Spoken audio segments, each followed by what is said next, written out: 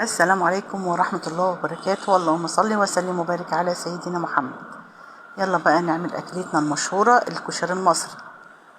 أول حاجة معايا البصل. هعمل أول حاجة البصل هقطعه وأحمره عشان أنا هستخدم الزيت بتاعه في بقية الأكل.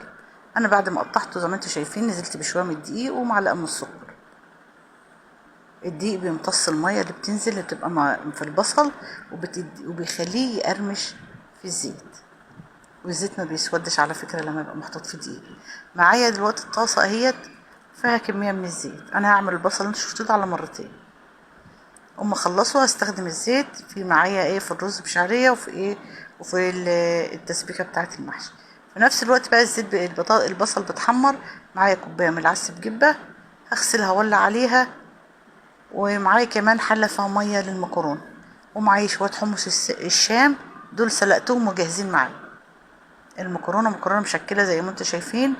هسلقها كله بقى هيتعمل مع بعضيه مش هياخد وقت زي ما انتوا بتستصعبوه.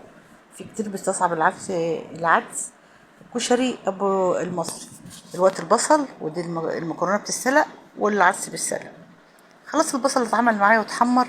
خدت منه شويه زيت وعملت بقى الشعريه دي كوبايه شعريه برضو. كوبايه عدس وكوبايه شعريه.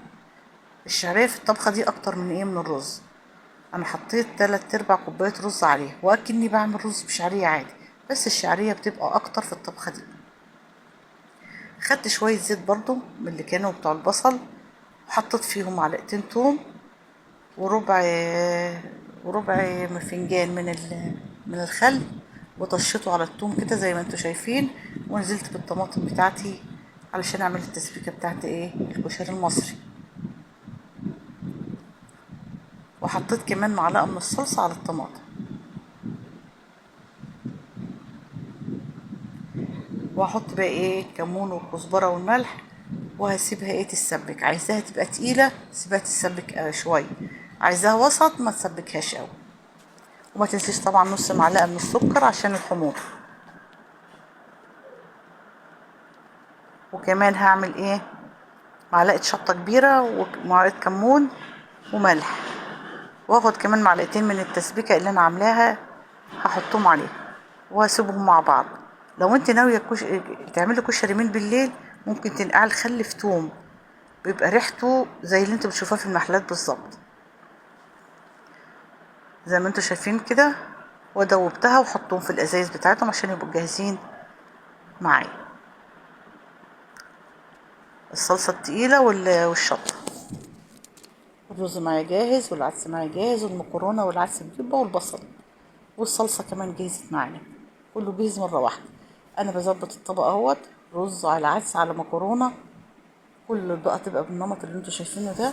ده اول طبق عملته اهوت علشان اصوره معاكم.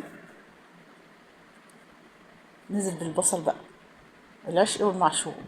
البصل ده بيوديه في حتة تانية خالص. عندك بطاطس شيبس عايزة تقطعي عليها براحتك. عندك لحمة مفرومة عايزة تقطعي عليها. بس ده أكلنا الشعبي الجميل والأكلة اللي مصر مشهورة بيها الكشري المصري. ولا أطعم ولا أجمل حاجة حرشة كده وشعبية وزي الفل. ما بنعملهاش كتير بس ما بنعملها بصراحة ما شاء الله الكل بيبقى فرحان بيها. شايفين جماله شايفين جماله يا جماله يا جماله. صلوا على النبي. وصلتوا لنا صلوا على النبي. ما تستصعبيش الكشري ورتبي خطواتك وهيطلع معاكي زي الفل. ربنا يحسن ما بين ايدينا وايديكم. والسلام عليكم ورحمة الله وبركاته.